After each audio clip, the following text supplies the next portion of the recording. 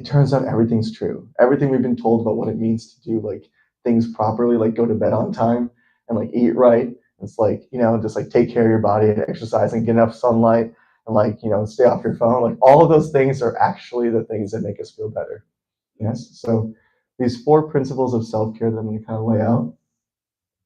One is sleep, that is exercise. Third is leisure and food. And so these four things, sleep, exercise, leisure, and food, they're kind of the pillars of what it means to exist, right? Pretty much everything we do can kind of be characterized as one of those four things. You would agree, yes? Yeah. How many of you guys like actually sleep on time? Like sleep, like when would you? We don't need to do a show of hands, but like I want to be in bed by 9 on an ideal night because I like to be up in the morning doing my things. I want you guys to guess how many days a week I actually make it into bed by 9 o'clock. 0. That's the right answer. It never happens, right? And I'm guessing that's also the case with most people in New York, because like in New York, like 11 p.m. is like anywhere else in the world, like 7 o'clock. Like everything just happens late in the city, right? So sleep is one of those things that we kind of have a weird relationship with it here in New York, just because we live such busy lives, Like if your lives are anything like mine, like you guys are up until like 11:30 most nights, yes? Yeah. So the really beneficial thing that sleep does is it helps calm your like decision making capabilities. Like when you fall asleep, you actually can process all the things that have happened. That's largely what dreams can be. Yes. Anyone, have you guys like seen like a scary movie and then had bad dreams after the scary movie? That's because the dreams are your mind's way of understanding, and like the sleep is your mind's way of understanding and processing everything that's happened that day. It's a period of rest that allows your mind to be sharp. They actually say they've done studies where they've taken people who haven't slept in like a long time and they put them behind the wheel of a car, and they perform like in terms of their driving capabilities about as much as you'd expect like a drunk driver to perform. And it's really quite incredible that actually like sleep is such an integral part of making sure that we can like function properly as human beings. The other part of this is exercise. Exercise isn't just like, you know, going to the gym and hitting the weights like Krishna does. You know, it's not just physical exercise, right? It's also like mental exercise. It's like all the things that you have to think about. It's a labor that you put into your daily life. That labor that you put into your daily life, it has to be balanced to a certain degree. You work too much, you're exhausted, you're tired, you're burnt out, you're starving. Like all those things will start to hit you.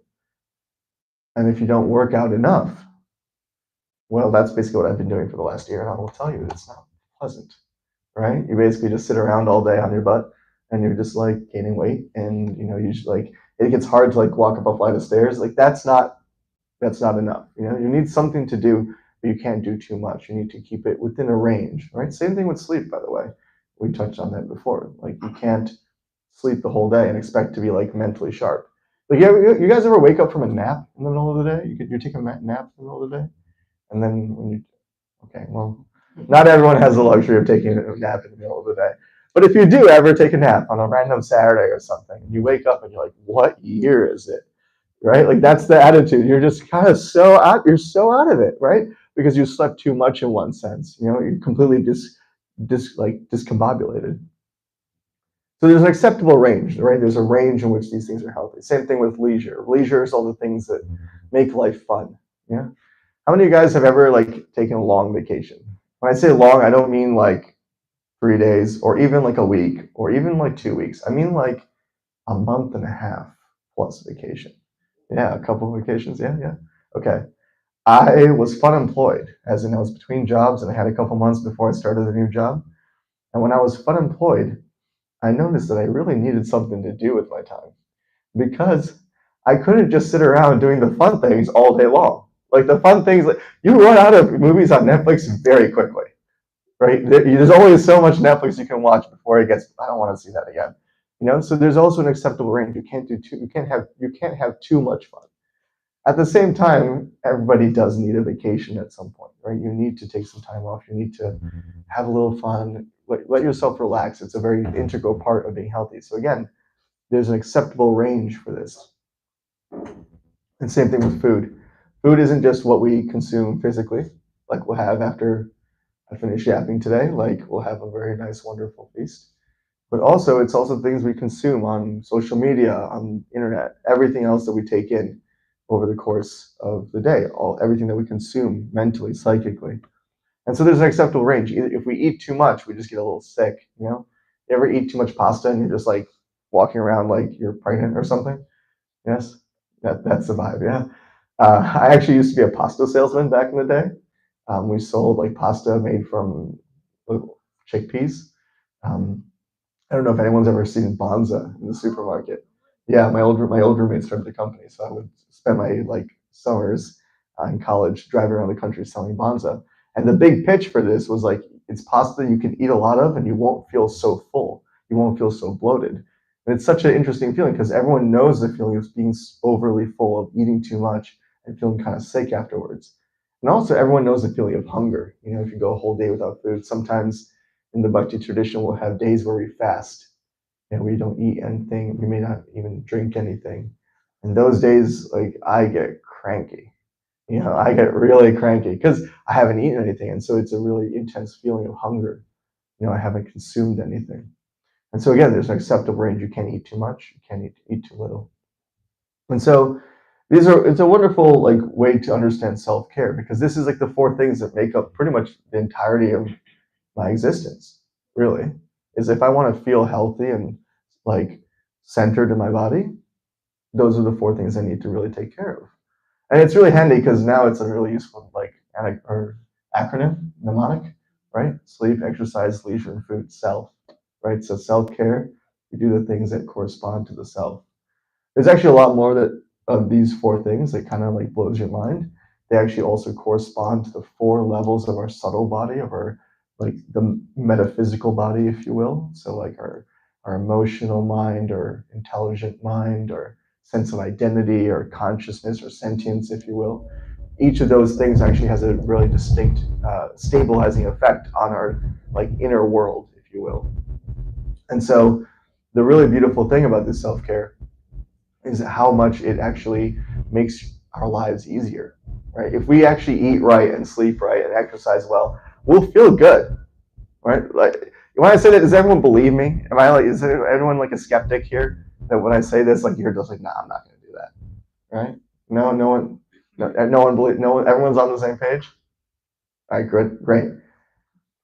So this is interesting because those four things correspond directly to a statement from the Bhagavad Gita.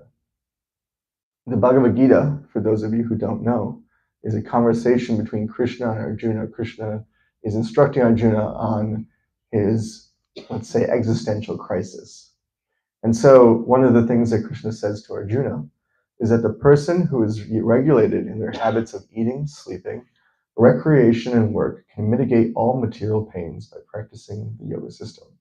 So first, there's a lot to unpack here because every verse of the Gita is super deep.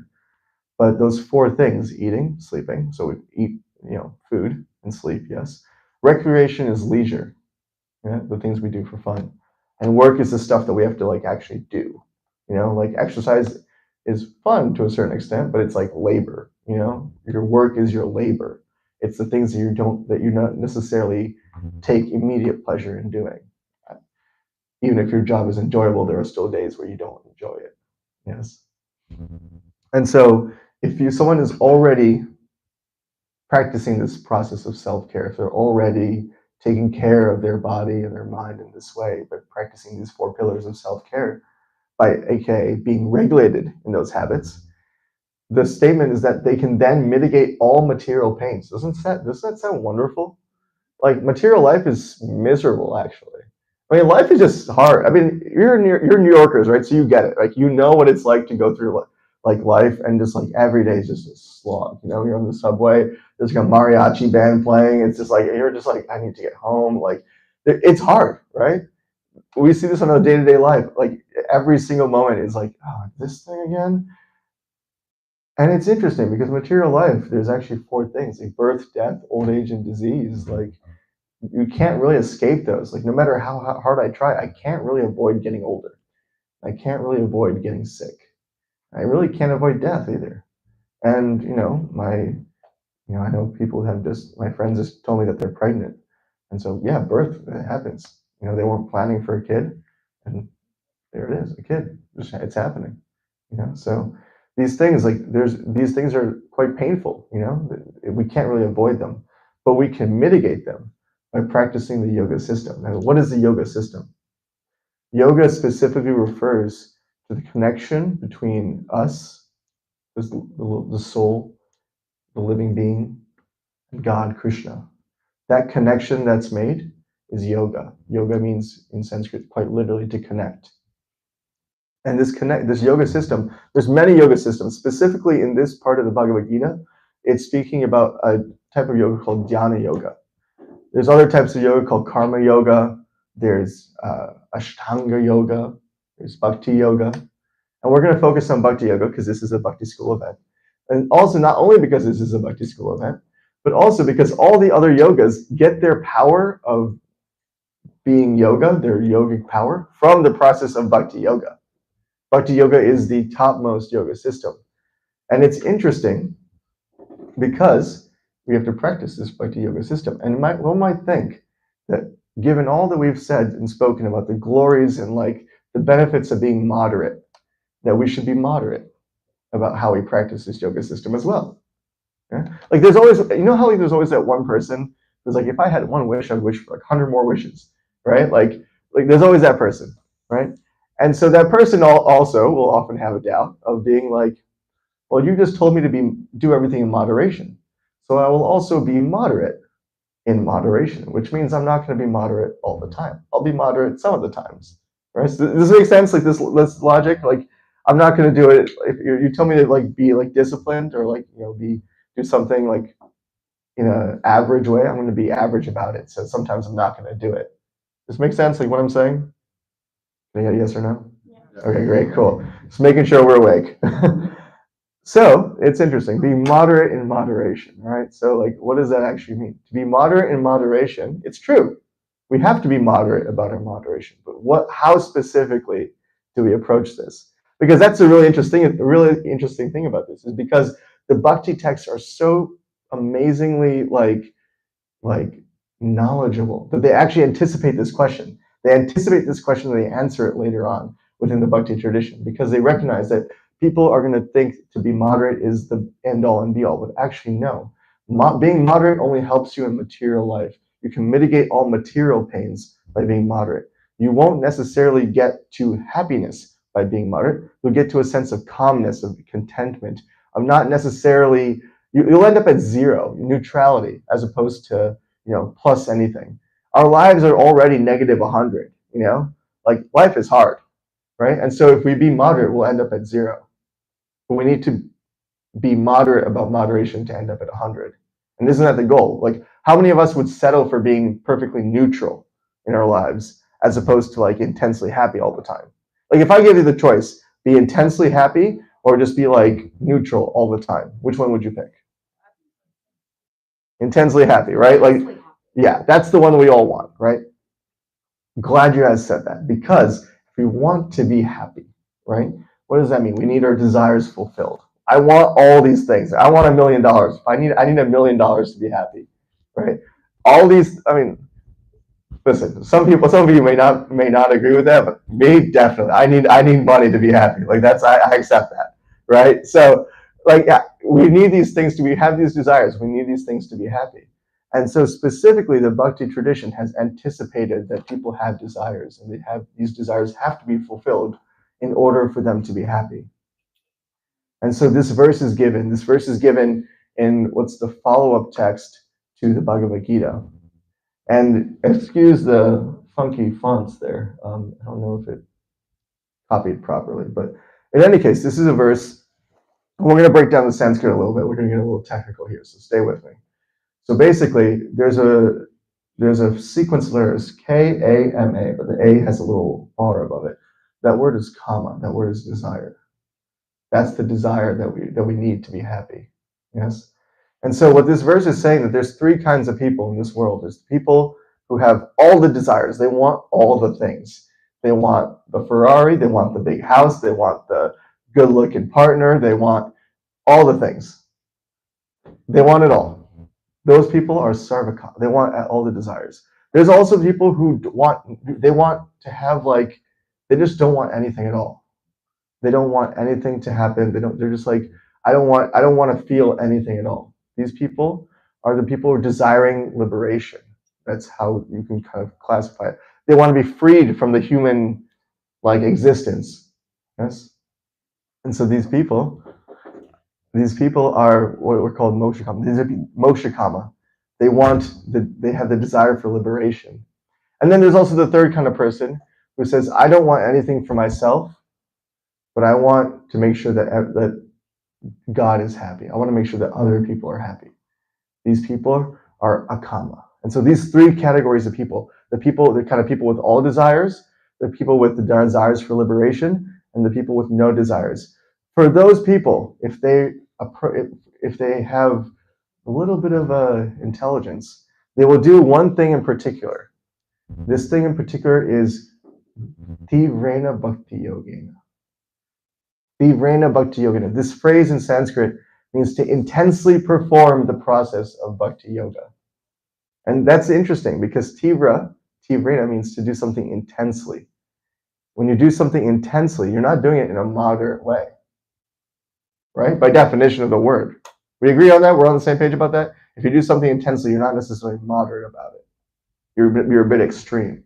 So being intense and extreme about Bhakti Yoga, about the process of connecting to God, to Krishna, divinity, however you want to call him. But here at Radha Govinda, the Bhakti School, we prefer to think about it as Krishna. And that process of Bhakti Yoga, that process of connection, done intensely, will actually satisfy all of those desires. Every desire, every kind of person, all of their desires will be satisfied by this process of Bhakti Yoga. And so this process of Bhakti Yoga is really so powerful because it specifically allows for the experience of happiness. And that's a really key point, that we're all seeking intense happiness, right? Like we all agreed I asked you guys, you didn't want neutrality, you wanted like intense happiness, right? We still agree about that. And so if you want intense happiness, that process of Bhakti Yoga is the key, because God, Krishna, is the source of all happiness. Actually, in a few days, it's the festival of Ram Navami. It's celebrating the appearance of Lord Ram. And the name Ram is really interesting because the name Ram means like the reservoir, the source, the fountainhead of all pleasure. The original place where any happiness comes from, that's Ram. And so if we want to be intensely happy, we have to have a connection with that person. We have to be able to go to that source and actually find and draw from that well, draw from that reservoir of happiness. And that process of connection, that connection is Bhakti Yoga. Bhakti Yoga is done in a few ways. It's done specifically through the process of, chanting the Maha Mantra, doing kirtan, how we were doing before. Krishna led a wonderful kirtan. There's, wonderful monks in New York City that go out into the streets every single day and they do the process of kirtan, but it can easily be done in your own home. It can be done in your home while you're in the shower. That's where I do a lot of my kirtan. Singing in the shower because I can't sing anywhere else. And I'm also very shy about singing anywhere else. So we'd sing in the shower, right? So you can do it anywhere. You can do it anywhere. And that's the real beauty of it, is that these things don't require any real investment. It's not like you have to like buy like a big old thing and I can just be at my home like, Hare Krishna, and boom, like I'm doing the process of Bhakti Yoga. And that's what it is. It's like I'm drawing from that source of all happiness. And that source of happiness, when it comes into you, that's actually what makes someone a saintly person. Because a saintly person, we often will have the experience where people who are very intensely practicing something, they can become very serious about it, right? We've noticed this. Like I'm really serious about doing like my work, and like someone will come bother me, or like someone will call me. I'm like, not now. Leave me the hell alone. I gotta focus on this thing. Go away, right? That's the attitude of a serious person, right? That's the conception we'll have of someone who's intensely focused on something. And so to be very intense about something, we can have this, we can kind of start to be a little closed off. It can be a little, how do you say? That's a wonderful word, Shrikar. Stone-hearted. We can be a little, uh, there's no lightness, a heavy heart. You can kind of call it that, right? It's not necessarily that it's yeah, very stoic, very grave. There's a lot of there's a little gravitas.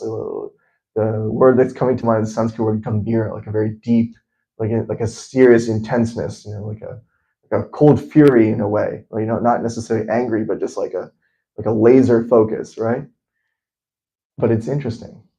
It's interesting because to be serious does not mean we have to be somber. We can be very serious about something. We can be very intensely doing something, but it doesn't mean we have to be sad. It doesn't mean we have to be like a little morose. It doesn't mean we have to like wear a frown on our face all day long. It means we are serious about it, but it doesn't mean we have to be sad about it. And so that not being sad about it, the true mark of a saint, of a holy person, someone who has actually an actual connection with divinity. We think of like holy people, we think of like, you know, yoga people and all these things. It's funny. I once had a guy in one of the classes I was in high school. He like came in, he was like, I think he was like stoned or something. But he came in and he was like talking about his meditation that he did, the night before, and he was like, guys, I think I levitated. Right? I was like, I could feel myself levitating. And that's actually possible. Like we think of like these pictures, like we've heard stories of these holy men who had the powers of levitation by their practice of this severe meditation. They can just like float above a bed of nails. Right? That's what we have these like conceptions in our head. And it's true actually. His Holiness Radhanath Swami, he writes in his autobiography how he went to India when he was like a teenager, like 20 years old. And he spent like a year or so in India traveling around, meeting with various holy men, and just living the lifestyle of like a wandering, like, spiritual seeker. And at one point, he was with these people who lived in the mountains, like these like crazy yogis. And he like opened his eyes and he like looked up, and there was just one guy just floating like a foot off the ground. And it happens. Like there's stories about this. It's like well documented actually.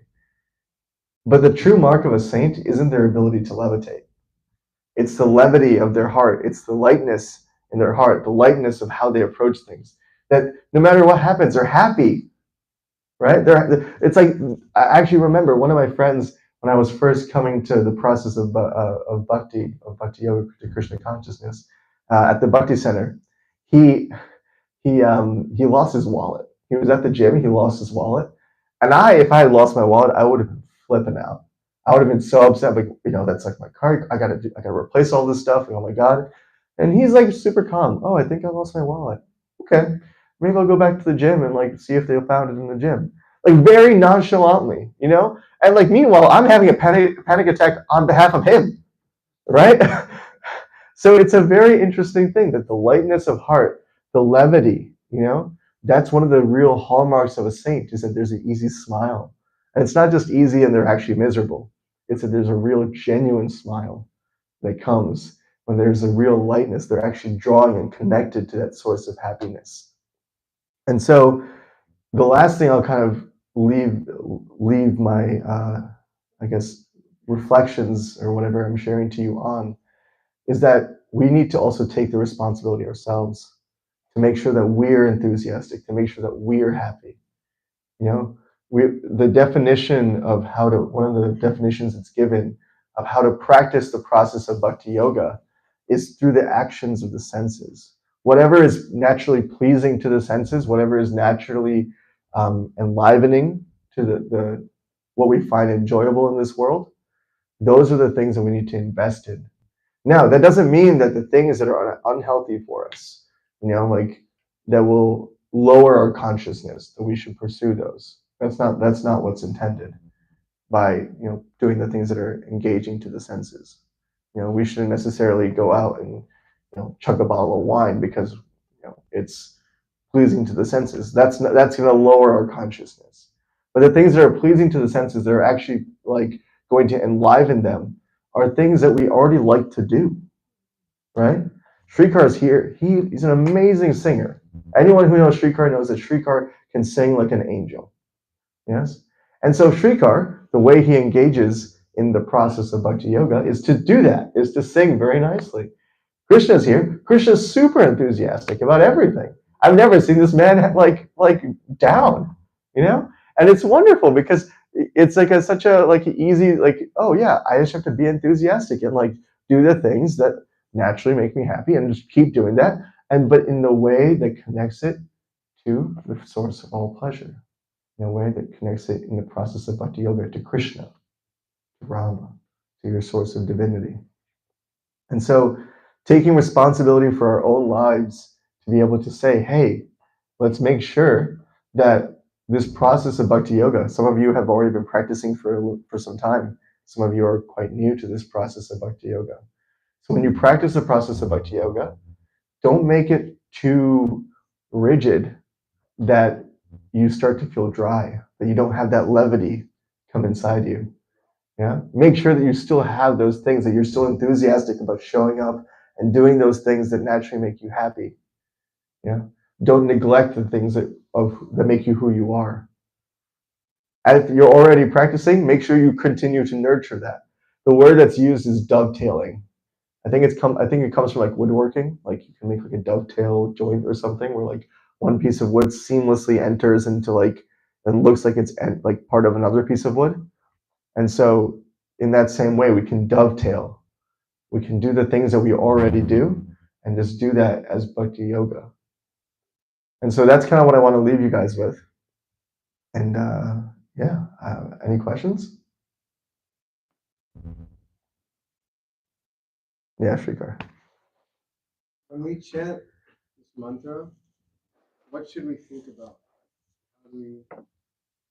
How do we orient our mind so that we can get the most out of chanting? That's a really wonderful question. It's a very deep question.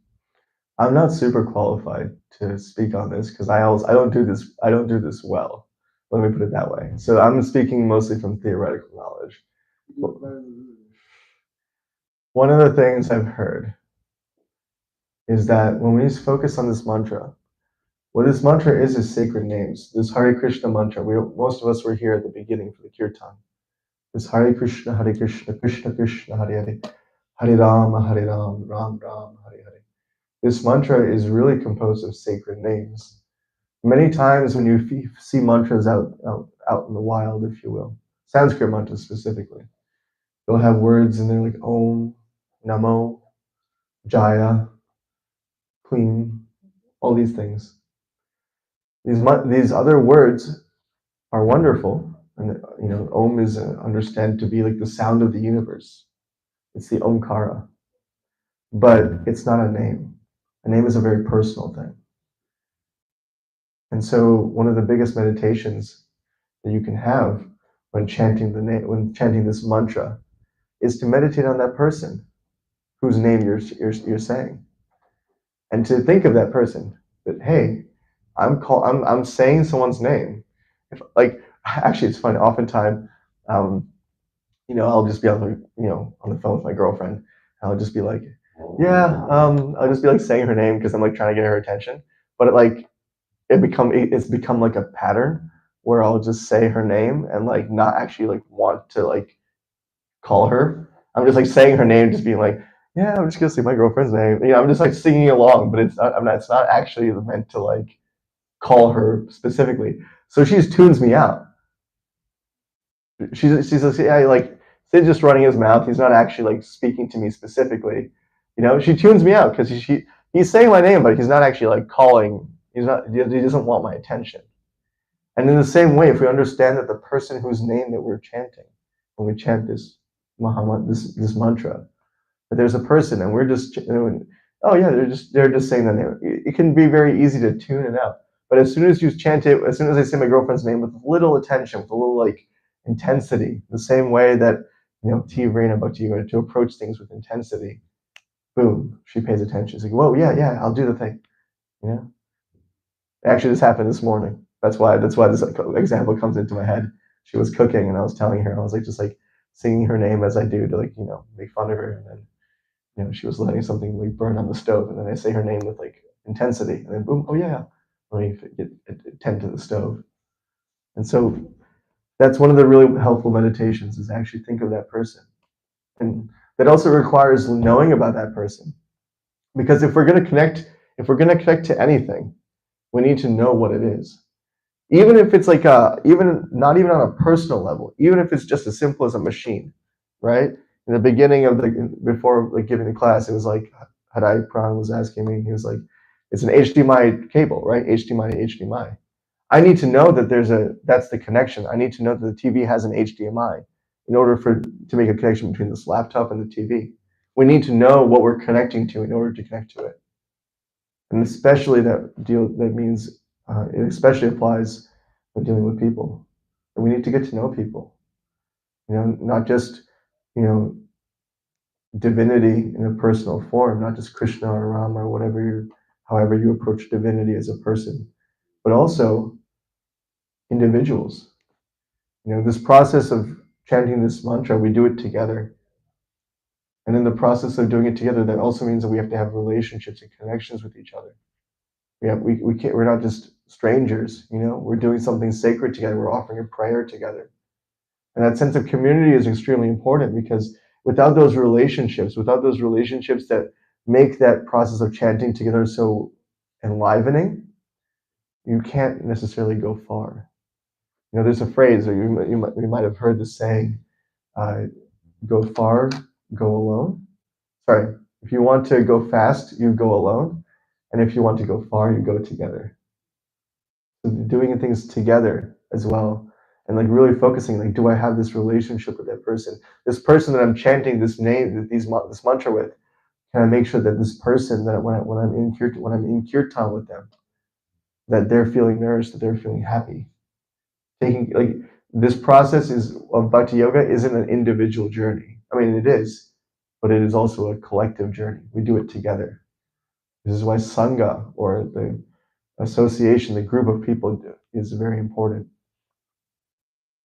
Does that answer your question? Is that helpful? So nice. Thank you so Thanks, Shikar. Yes. Yes, so I heard you mention like the different types of people that like chant Hare Krishna, or like engage with Hare Krishna, and I heard the word akam. So the people who specifically like have feel a calling to seek liberation or to help the collective, with everything going on in the material that affects social justice, stuff like that. And I was just wondering, like, because of external forces, the powers that be, whatever, constantly trying to mess with my spiritual journey, I guess I'd love to ask for advice, or if there's anywhere to look for anybody who's like Akam, like as a way to stay close to Krishna and to not lose that connection, because I definitely feel like sometimes like there's like third party intervention, and sometimes I get lost. Yeah. It's so one clarification, that those people that are akama, as I mentioned before, those people that are seeking to serve others in Krishna and divinity, those are people who are focused primarily on people's spiritual benefits, not necessarily the material. The material is also important, but these are the people who generally have a longer view of existence. It's not just about the here and now. Like it's kind of like my mom wouldn't let me have cookies as a kid, right?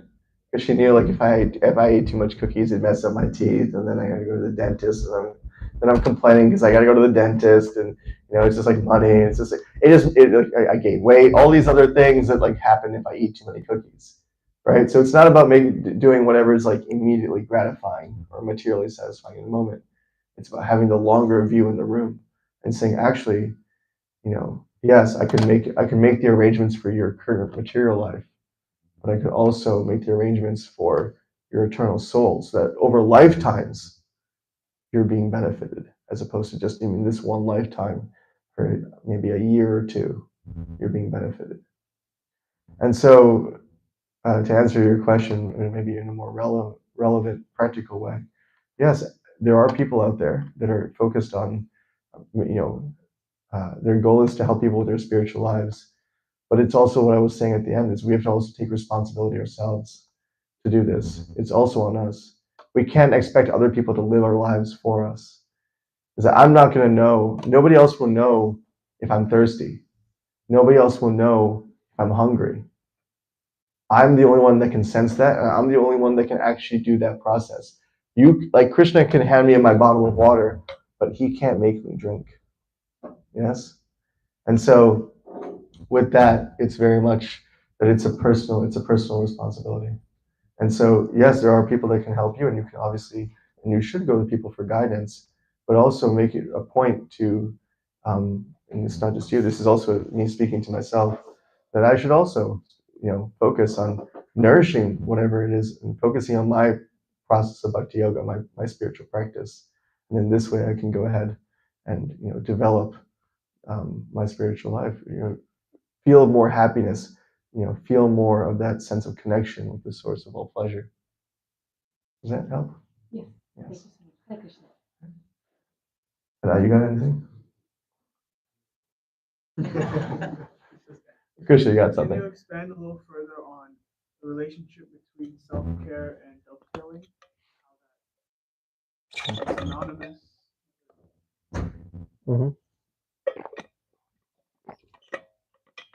So self-care is primarily about getting yourself in a stable place. You can think about it as like a drive. Is that we're on our spiritual journey is a drive from here to California. And as part of the drive, if you've ever driven long distance, we'll need to fill up for gas. We'll need to stop, use the bathroom, maybe take a nap, stretch your legs, all these things that you'll have to do periodically on a long drive. But the main goal is getting to the end destination. And so all the things that you have to do just to kind of keep the car going, to make sure you can get to the end destination, that's self-care. Those are the things that keep your body sane, that keep your physical and psychological world healthy and intact, so that you can do the things that you need to do, the intense practice of bhakti yoga, well. Because if you think about it, the things that you want to do, the things that are naturally part of what make you who you are, like Shrikar sings very nicely. If Shrikar doesn't take care of his body at all, which he does, I know he does, so I'm just going to pick on him for a bit. But if he were to not take care of his body at all, and he knows he wants to sing nicely, if he just starts chugging ice creams, popsicles every 30 minutes, just because he really likes the taste of popsicles, I assume he does, it's not going to be good for his throat, right? It's not going to be good for his throat. He's not going to be able to sing very nicely because cold things are not great for your throat. And so, in that same way, you have to kind of make sure that there's a harmony. The word balance, I don't think, is the right thing, because balance means that you just do equal amounts of both, but it's not actually equal amounts of both. It's that there's a harmony that anything that's required in order to support your intense practice, you got to do it. And so that means going to work. That means going to work and getting a job to pay the bills so you can pay rent, and you can have a place to live and a place to sleep and a place to eat, and you can have food that you need and do all the things that you can do so that you have a place in the day, and a place where you can go to chant and do the things that make up your process of bhakti yoga. That's what self-care is, right? Exercise, leisure, I'm really distracted, I can't focus on my spiritual practice. That's a very common thing. Many people feel that they can't focus on their chanting of mantras, or they can't focus on the reading of whatever book they're reading, because they're just too distracted by whatever it is. But they haven't had a break in a while. And so it's really important to have the fun, right? If they're sleepy, you can't focus. They'll be you'll often find, and I will know, in the morning, they have 4:30 in the morning here, you have a whole morning program. Hada is awake for it. I'm not sure because I'm usually sleeping. But that's the thing. There's a whole morning program, a whole morning program that everyone goes through, and people will be falling asleep and not paying attention during it. They have a class in the morning where they read from this book, the Srimad Bhagavatam, and you can just see, you'll just see people in the corner in the back. They'll have a little hood, and they'll just be And like occasionally, like someone will start snoring. Like I've actually seen that happen where some swami is giving a talk and like just some guy starts snoring in the middle of it. It's like, oh my god. But that's the thing, right? Because they haven't slept enough.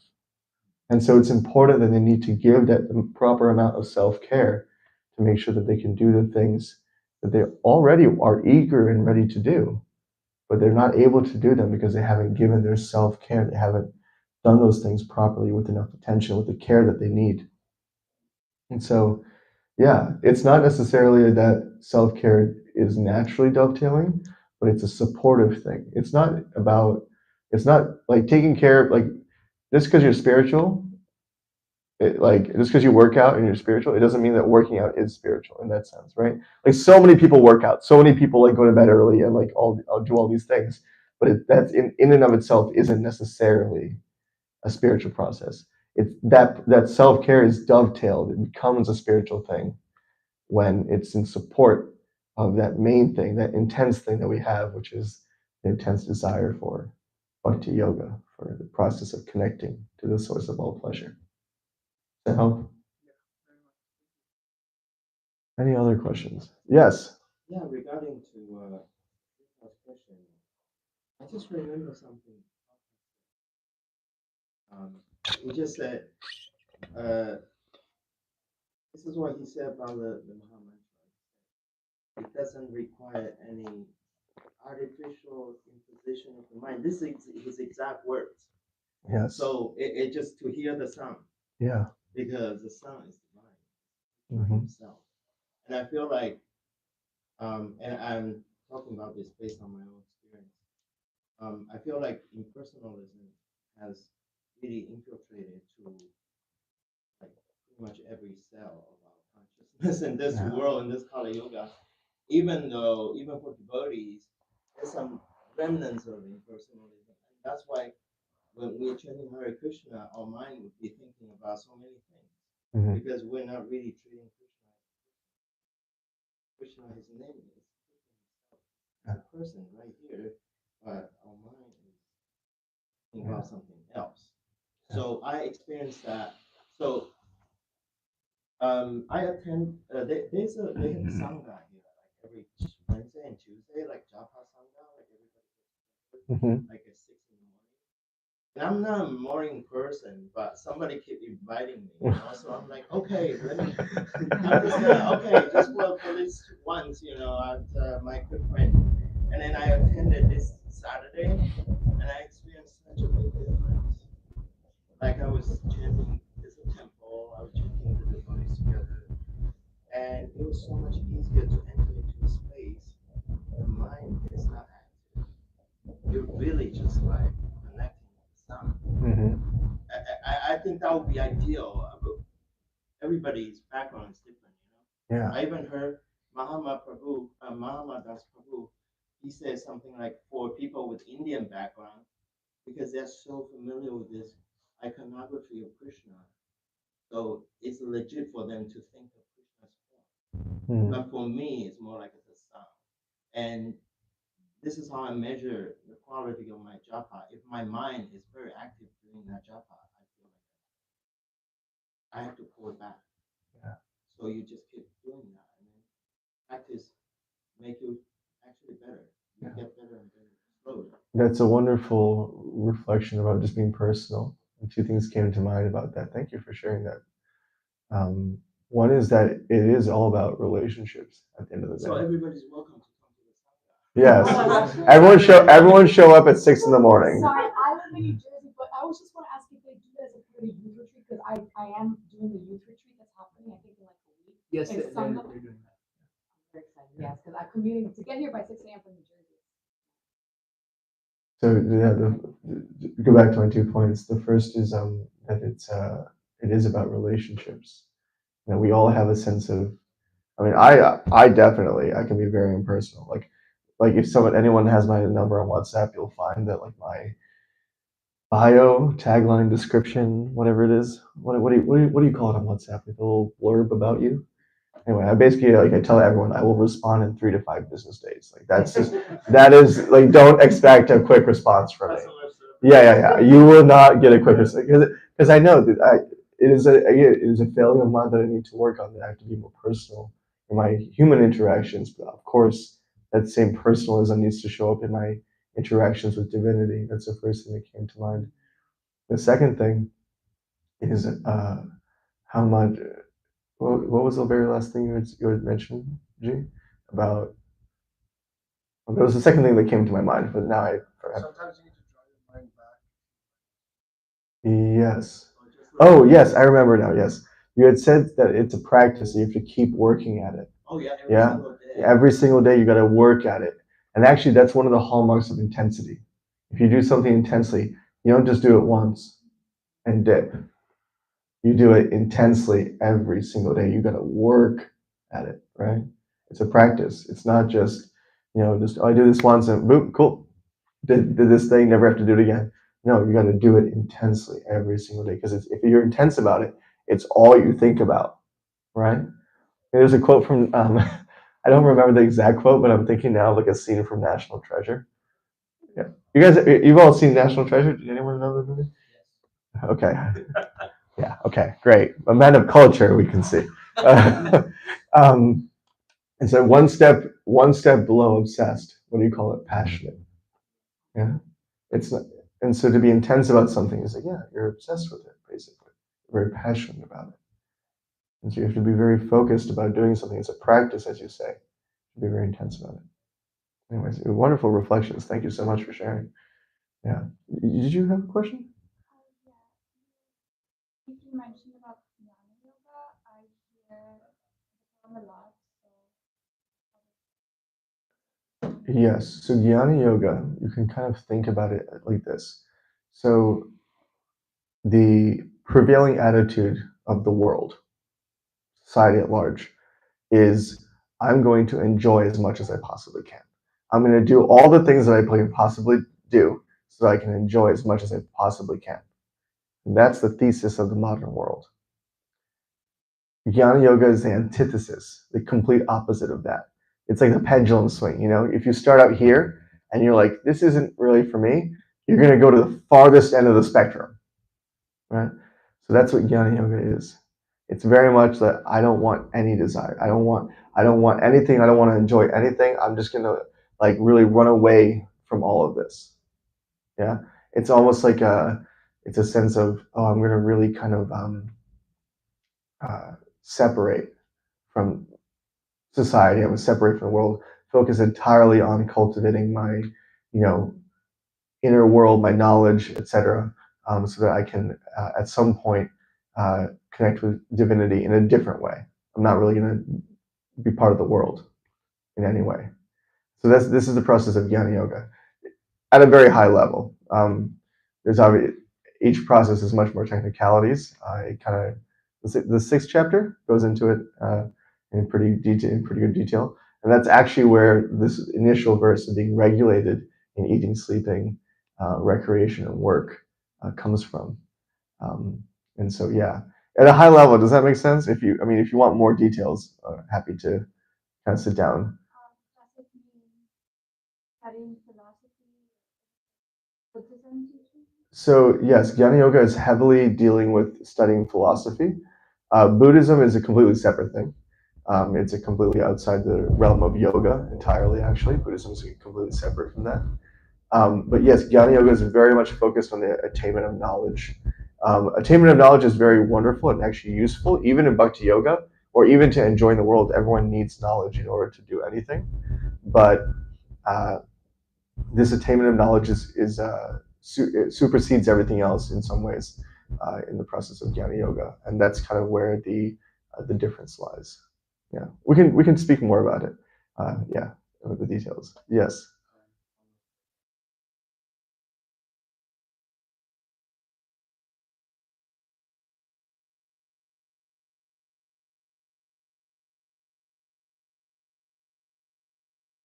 Could you repeat the first part of that? The catalyst of supreme knowledge. Yeah. Yeah.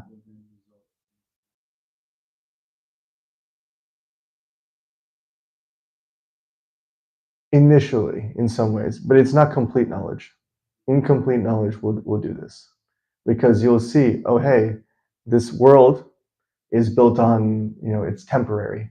You'll see that. You'll sense, oh, this world is temporary. That, if I have a nice car, it doesn't get me anywhere faster than, my beater car.